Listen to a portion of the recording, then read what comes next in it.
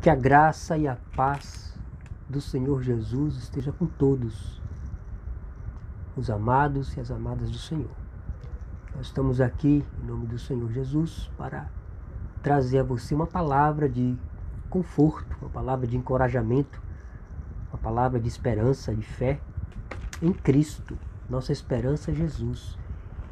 E eu gostaria de trazer um texto que se encontra em 2 Timóteo, capítulo 4, o verso 7. É a última carta do apóstolo Paulo. O apóstolo Paulo está preso lá em Roma, né? Fez várias viagens em Roma e dessa vez ele ficou. E aqui está nas masmorras de Roma, preso. E nós vamos ver a postura desse grande servo de Deus, que deixou para nós um exemplo grandioso, poderoso, potentoso para nós. E que nos ajuda bastante a enfrentarmos nossas lidas diárias. Todos nós temos nossas lidas diárias. E o versículo 7 diz, 2 Timóteo, capítulo 4, verso 7 diz: Combati o bom combate, completei a carreira, guardei a fé. Já agora a coroa da justiça me está guardada, a qual o Senhor, reto juiz, me dará naquele dia, e não somente a mim, mas também a todos quantos amam a sua vinda. Amém. Há um mistério glorioso para aqueles que amam a vinda de Jesus. Para aqueles que amam a Jesus, para aqueles que procuram viver de maneira piedosa, a Escritura diz que padecerá perseguições. O apóstolo Paulo cumpriu-se a promessa de Jesus que ele falou para Ananias. Ananias, vai porque este é para mim um vaso escolhido para levar o meu nome para os reis gentios, toda a terra. E aquela questão, não é que porque é o vaso de Deus que não vai passar. Não é porque nós somos vasos escolhidos por Deus que nós estamos isentos das adversidades. O apóstolo Paulo estava preso em Roma. O patíbulo se aproximava, né? O martírio dele. Aqui foi o martírio dele. A segunda carta de Paulo. Agora veja a postura dele nesse meio tão difícil. As prisões antigamente diz a história que era um calabouço fundo, frio, e lá embaixo tinha um tronco para que as pessoas colocassem os pés e as mãos ali. Imagina, a pessoa presa, já estava presa no calabouço, imagina os pés no tronco. A pessoa era muito perigosa mesmo para não sair dali. Mas veja a postura de Paulo: combati o bom combate, completei a carreira. Já agora a coroa da justiça me está guardada, a qual o Senhor, reto juiz, me dará naquele dia, e não somente a mim, mas a todos quantos amam a sua vinda. As comunidades dos primeiros cristãos, na época do apóstolo Paulo, sofreram muito, sofreram perseguições, muitos foram cortados ao meio, foram cerrados, foram mortos ao fio da espada. Muitos foram queimados, outros foram jogados para os leões, outros foram presos, né? Outros foram decapitados, como João Batista, o apóstolo Paulo. Pedro, diz a tradição que Pedro, o apóstolo Pedro, ele não se considerou digno de sofrer, de morrer como o Senhor morreu. Ele foi crucificado de cabeça para baixo. Ele diz: eu sou tão indigno de servir o Senhor, eu sou tão indigno de servir esse Deus que é santo, esse Deus que é amoroso, Jesus, que eu não sou digno de morrer como ele morreu. Eu vou ficar de cabeça para baixo. Diz a tradição que Pedro ficou de cabeça para baixo. Se a crucificação já era um tipo de sentença, né, de pena de morte cruel, que até os romanos, não foram os romanos que criaram a crucificação. Eles só pegaram esse método de punir o criminoso. E Pedro se colocou de cabeça para baixo. Por que eu estou falando isso aqui? Eu estou falando isso porque a gente deve pensar nesses irmãos que deram um bom testemunho. Por exemplo, o apóstolo Paulo, ele sofreu e disse aqui: Alexandre o latueiro causou-me muitos males. Então aqueles que amam a vinda do Senhor passarão por vales. Mas Jesus está com o seu povo. Jesus está com os seus servos. Né? Então ele fala aqui que Alexandre, o latueiro, causou-me muitos males. E hoje, quantas pessoas nos fazem maus? Vizinhos causam mal. Saber que nós somos cristãos, né? Eles causam males, fazem coisa para provocar ira. Então, a natureza da perseguição, a natureza das aflições, elas são variadas. Mas o que não muda, o que não deve mudar é a postura dos crentes em meio às provas. Então, nós devemos, em nome do Senhor, buscá-lo em oração. O apóstolo Paulo aqui estava escrevendo das 13 cartas que ele escreveu, das 13, 7 foram nas prisões. Agora vejo um homem cheio do Espírito Santo, cheio de Deus, dizendo a Timóteo: Timóteo, eu posso estar preso, algemado, mas a palavra de Deus não está algemada. Então veja, nós mesmo em situações adversas podemos orar ao Senhor, podemos orar, conversar com Deus, clamar o seu nome. Tira-me, Senhor, desse cárcere. Às vezes não é um cárcere físico, é um cárcere na alma, é uma tristeza, um abatimento. E nós invocamos o Senhor e o Senhor mesmo nos livra. Lembro de uma vez que eu estava na PLB, na penitenciária Lemos Brito, pregando o Evangelho dentro de uma cela com os presos. Teve um prisioneiro que começou a chorar compulsivamente. Começou a chorar. E nós estávamos ali pregando o Evangelho. E perguntaram-se, né? A irmã perguntou que está na glória: por que você está chorando? Ele disse: porque por um instante eu pensei que eu estava livre. Olha o que o Evangelho faz. Mesmo preso ali, o Evangelho traz liberdade. E ele, por um momento, ele se sentiu livre. Eu disse para ele, falei para ele: você pode experimentar isso hoje, agora, quando você se entregar para Cristo. E a sua alma será livre. Você poderá estar aqui nesse local, mas a sua alma está livre. Então, lembre-se bem disso, meu irmão, minha irmã, em Cristo, que mesmo nós passando aflições, né? Seja qual tipo for, a nossa alma é livre. A sua alma é livre. É livre como um pássaro que foi liberta do laço do passarinheiro.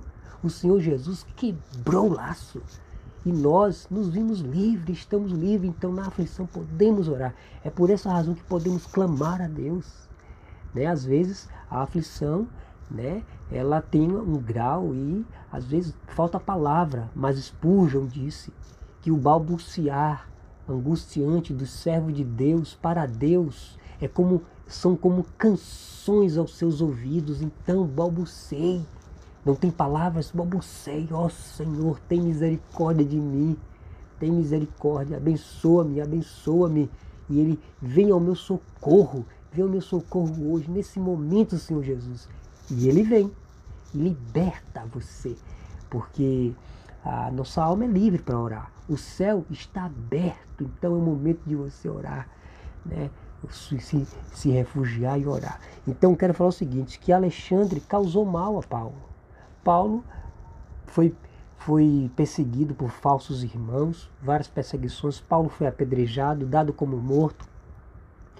Paulo ficou no naufrágio, caiu. Paulo foi picado pela serpente e Deus o livrou. Paulo foi uma pessoa experimentada, porque o Senhor falou assim: Ananias, e eu lhe mostrarei o quanto deve padecer pelo meu nome. Se o apóstolo Paulo passou por tudo isso, quem somos nós para não passarmos algum tipo de aflição, de sofrimento? Se o próprio Cristo, o maior exemplo de sofrimento, passou, quem somos nós? Né? Então, com humildade, Jó passou suas aflições. os amigos, entre aspas, de Jó, cada um tinha uma notícia pior do que a outra. Jó, seus filhos estavam numa festa, caiu o telhado, matou todo mundo. Jó, olha, caiu o fogo do céu e tal, os animais foram tudo arrebatados. Jó perdeu tudo, bens, tudo. Menos a fé em Cristo, menos a fé em seu Deus. Aí Jó se humilha, se prostra, ele joga as cinzas para cima, né, em sinal de humilhação a Deus, e disse: Deus está no comando dessa situação. Deus está na direção dessa situação da minha vida. É Deus que está na situação. E aí o Senhor, quando Jó começou a orar pelos seus amigos, Deus mudou o cativeiro de Jó. Mudou o cativeiro. Então existe um segredo na oração. Então quando eu começo a orar, mesmo em aflições, que Deus às vezes envia as aflições para que nós nos acheguemos a Ele e oremos a Ele. E aí o que acontece? O milagre do céu acontece. Deus envia socorro.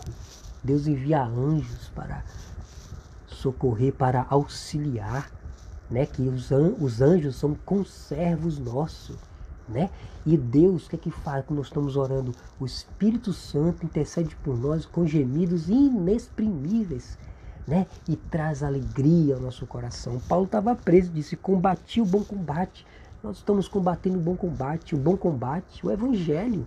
Pelo Evangelho é chamado de bom combate. Por que bom combate? Né?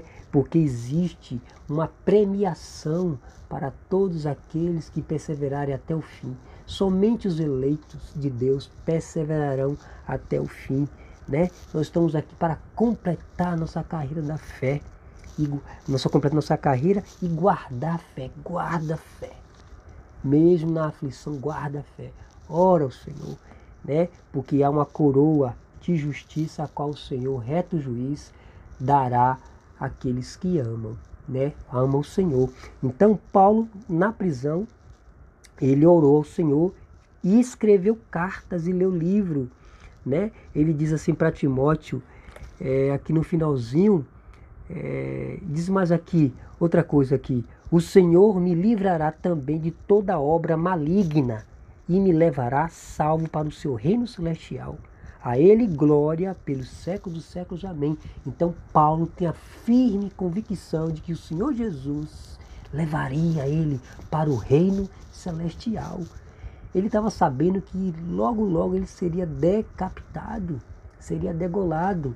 A cabeça de Paulo ia rolar por conta de só dizer a verdade, de só pregar o Evangelho, né? Mas Paulo estava cheio da graça, cheio de Espírito, né? Paulo aproveitou aquele momento. Lembra um momento lá em Atos que estava Paulo e Silas na prisão, louvando meia-noite, louvando salmos a Deus e orando. E aí o que aconteceu? Deus enviou um terremoto, e o terremoto abalou as prisões, e todos os presos ficaram livres, né? Foi um milagre tremendo. Então quando nós oramos, quando nós louvamos, o Senhor envia o seu santo livramento, terremotos, repreende o mal, ele quebra, Jesus quebra a lança, Jesus quebra o arco do inimigo, Jesus tira do abatimento, Jesus levanta do abatimento, né? E tá ali: salus Jeová, vem do Senhor a salvação do justo. Então para Paulo veio a salvação da sua alma. Por isso que Jesus falou: não tem mais aqueles que matam o corpo, mas não pode fazer nada com a alma. Temei antes aquele que não só pode matar o corpo, mas lançar a alma no inferno. Os homens só podem matar o corpo, né? No corpo, mas a alma está guardada. Mesmo na aflição, a alma de todo crente genuíno, regenerado, está guardada, está salva. E Paulo diz aqui para Timóteo que ele trouxesse os livros, bem como os pergaminhos. Veja, na prisão, ele pediu para Timóteo: traz a capa que deixei na casa de Carpo, traz os pergaminhos, traz os livros, que é de cunho teológico, devemos aqui fazer essa consideração, e os pergaminhos, bem como os pergaminhos. Então nós temos a palavra de Deus hoje, eletrônica. Nós lemos a palavra de Deus em qualquer canto que nós temos. Abre o celular, leia a palavra de Deus. Pega ali, ó, uma porção e começa a orar, meditar, diz, Senhor, glória a Deus por essa palavra. Elevo meus olhos para os montes. De onde virá o meu socorro? De onde vem o meu socorro? O meu socorro vem do Senhor que fez os céus e a terra.